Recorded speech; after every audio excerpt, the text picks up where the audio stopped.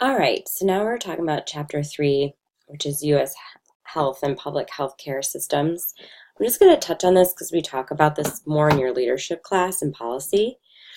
Um, so, forces that stimulate change in demand for healthcare. So, some demographic changes. We had some social and economic trends. And then the health workforce trends, right? So, demographic change. So, one is we have people coming in from different countries, more and more people going out to other countries. And then also, we have an aging population. People are living longer. People, uh, unemployment rates also affect the way we have care. Um, Social aspects, people are becoming more informed. Um, and then technological trends. So people are living longer because of technology. People know more about their health because of technology. So we talked about the baby boomer generation. Um, so the cost of Medicare is expected to rise astronomically. We're already there, right? So Medicare was found to be bankrupt a few years ago. Coverage has changed. And then we have rise in the foreign-born populations. So we have lots of people coming in from Mexico, followed by Asia. We have a large refugee population, so we're very diverse. And then there's changing lifestyles. People get married later. People have children later. People have children single.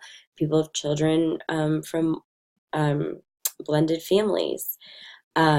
People, multiple sex partners is more commonplace. Growing appreciation of quality of life. Health is seen as a commodity. Family compositions changed and incomes have changed. We have a huge gap between the rich and poor. And then we have a revised definition of quality health care. So lots of complementary and alternative therapies. So we have a nursing shortage, particularly among minorities, and that's important because it is helpful to have a diverse workforce take care of a diverse population. We have periodic shortages in primary care providers, which we have now, and there's a growing number of nurse practitioners, but not necessarily a growing number of good quality nurse practitioner schools. Um, so we have technological trends, right? We can use telehealth. We now have EMR, which has just made us so much more connected.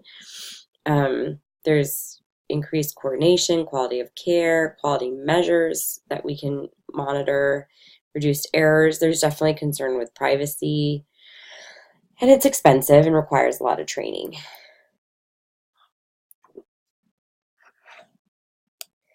So the causes of disparities in the U.S. healthcare system is cost, access, and quality. We had a big recession in 2008, and the global economy also got weak. 7 million people lost their jobs and their insurance, and insurance premiums have gone up 119%. So the rise in uninsured people went to 48 million in 2012. Government programs were significant in meeting the needs. Um, and so coverage equals access to healthcare, right? So the groups at risk are the poor, the working, the non-working, the working poor, so people who work but are still living in poverty, minority groups, and non-English speakers. And then also there was this whole idea on quality. The Institute of Medicine had released To Err is Human in 1998, and then followed by Building a Safer Health System, wanting to transform the way we perform nursing care, how to keep patients safe. Long work hours are serious threats, and it's funny because all these hospitals were in such a hurry to change to the 12-hour shift, and then they found out that's not necessarily the safest thing.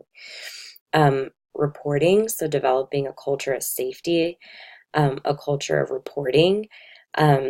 Everyone always gets mad when I fill out incident reports at work, and I say this is how we can prevent something bad from happening again. There's something called Hospital Compare, which you can look on the CMS website, and that's constant reporting of outcomes. And then there's public health accreditations. So here are the different health systems. There's primary care, public health, federal, state, and local systems. So primary care is accessed through insurance right now, and it's managed care, so you have providers who comply with case management approach, and we're the gatekeepers. We control access. Public health system at different levels, and they're pretty interdependent by each other. And here are the different systems. So state systems are really important for disaster prevention, communicable disease tracking, healthcare financing like Medicaid is at a state level, mental health and professional education, health codes, licensing, insurance regulation, and then the Board of Examiners is state to state. And then the local system, like I work for a local health department, we have communities and jurisdictions, and we keep up health codes, community needs, and help link funding and resources. So forces that influence change in the healthcare system are the high cost, uneven quality and access dependent on ability to pay, and factors to decide as a nation what must be provided for all and who will be in charge and who will pay for what. Okay, so potential barriers to integration. We have different roles, functions, and focus. So primary care is person-focused, where public health is community-focused. So we have different funding models, right? Primary care is individual client payment, where public health is tax dollars and federal state grants. So you see where this is coming from. There's all this emphasis on the primary, the individual payment. But we also need, it's very important, but just as important is the focus on community public health and how we're going to pay for that and how it needs to be a priority. So which represents funding of primary care, we know as health insurance. So health insurance or individual client payments represent funding for primary care. Public health is paid through tax dollars or federal state grants. So school health is not funded by insurance. It is funded through grants and tax dollars. So if you have low tax levies, you're not going to have adequate school nursing. And we know how important school nursing is. We just talked about it. So primary health care is the goal of integration of public health and primary care. So there's primary health care and primary care, two different things, okay? So primary health care is when you integrate the individualized care with the prevention and population management. It's very political, and each UN nation interprets goals based on its own culture. Most nations haven't achieved their goals, so we have our healthy people, right? So here are objectives. There's 4 main goals, which is to attain high quality and longer lives, free of preventable disease, disability, injury, and premature death. We want to achieve health equity, eliminate disparities, and improve the health of all groups. We want to create healthy environments that promote good health for all. And then we want to promote quality of life, healthy development, and healthy behaviors across all life stages. So those are the objectives, the main goals for Healthy People 2020. And then within the objectives are all aimed to meet those goals. So in 2005, Healthcare America Nurses Association, so the ANA agenda was that to promote that healthcare is a basic human right. And policies based on outcomes research is that it saves money. When you provide healthcare to everyone and good quality healthcare, preventative and promoting health, you will save money. So there needs to be a balance between expensive, high-tech use and then community-based prevention. And a single-payer mechanism through research is found to be most desirable, although it's not worked in a lot of places. So the Affordable Care Act passed in 2010,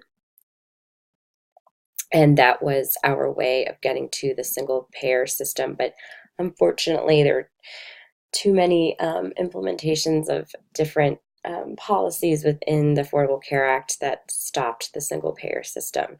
So it didn't quite work out the way they had wanted to, but there was expansion of Medicaid through federal grants at the state level, so more people had access to health care. And then also there were rights were protected for consumers of health care. So insurance companies having to cover preventative services, having to cover maternity care, so that we could lower our infant mortality rate.